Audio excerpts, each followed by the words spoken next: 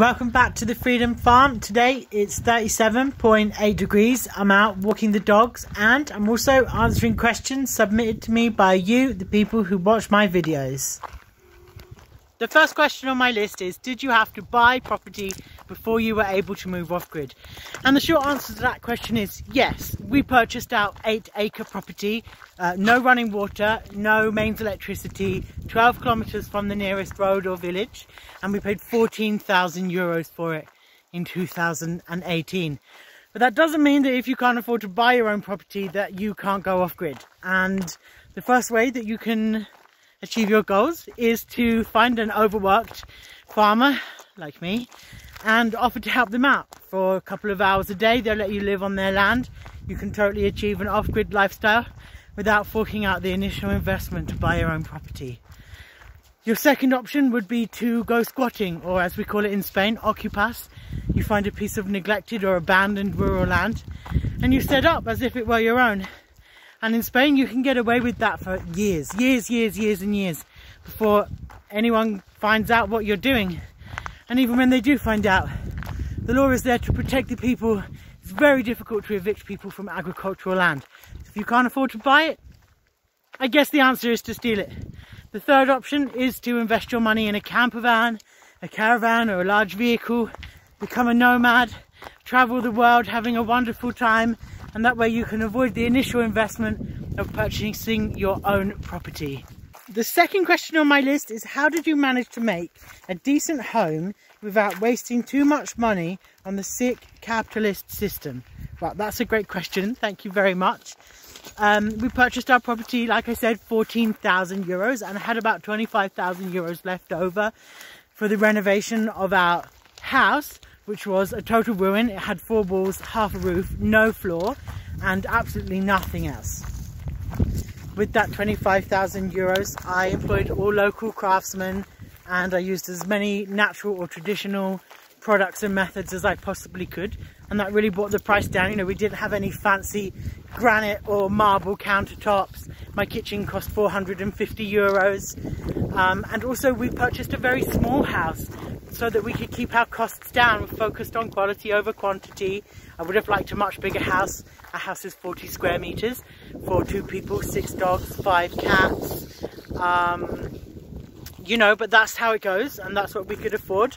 Over the years, we've been able to improve the house bit by bit, and I would say it's pretty comfortable. So the third question on my list is, how do we manage our basic day-to-day necessities like fresh water, going to the toilet, sanitation and cleanliness? So the Freedom Farm is completely off-grid and it is seca, which means dry. So all of our water comes from the rain. We've got 12,000 litres of water storage, and we use that water for our basic needs. Washing, hand washing, washing dishes, showering, watering the plants, water for the dogs and other animals.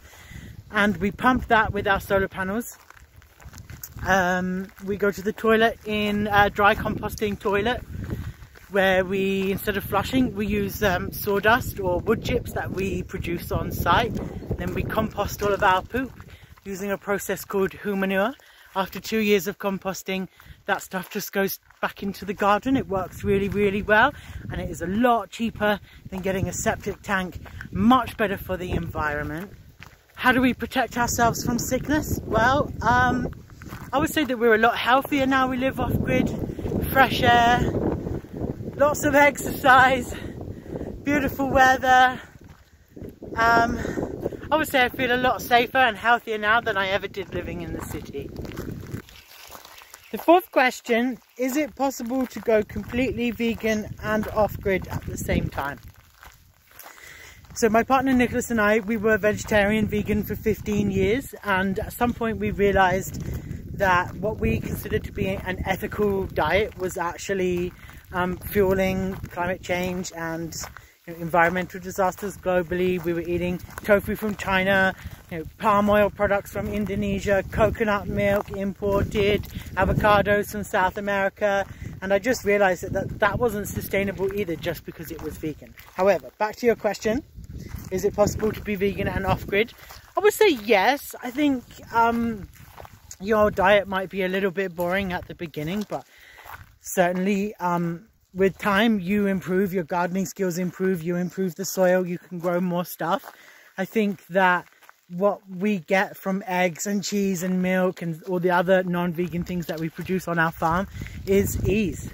You know, it's actually not that difficult to keep a few chickens, to get eggs every day. They can form, you know, quite a large part of your diet, and that is a lot easier than going out there and tilling the ground, trying to grow enough beans and spinach and potatoes to keep yourself alive. So yes, it is possible to be off-grid and vegan at the same time, but I would say it is more difficult. Last question is, can you recommend any books?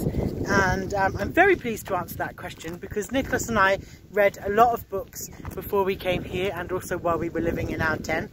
And because I'm a big fan of audio books, and so we would lie there in our sleeping bags, freezing, listening to lots of books about homesteading and off-grid and gardening. And so here are my favorites. Number one, which I absolutely insist that everybody reads, is The Lean Farm by Ben Hartman. And what I like about it is that it's about a Japanese philosophy of efficiency and organization, and how you can apply that to being a more efficient and effective organic farmer. And it's just such an odd combination, but it just works really, really well. And we implement a lot of the things that we learned from this book in our day-to-day life. So if there's one book you're going to read, you should read The Lean Farm by Ben Hartman. Another book that I absolutely love is Gaia's Garden, and it's like an introduction to permaculture. And it's everything you need to start your own garden and do it right, do it organic, you know, and feed yourself. I'm going to put all the links to these books in the video description.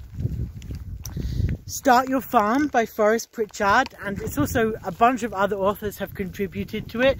There's so much good advice and information in there that you will not go wrong with this book. Yeah, another book that I recommend is The Way Home by Mark Boyle. He's the guy who shot to fame a few years ago when he published his book The Man Who Lived Without Money.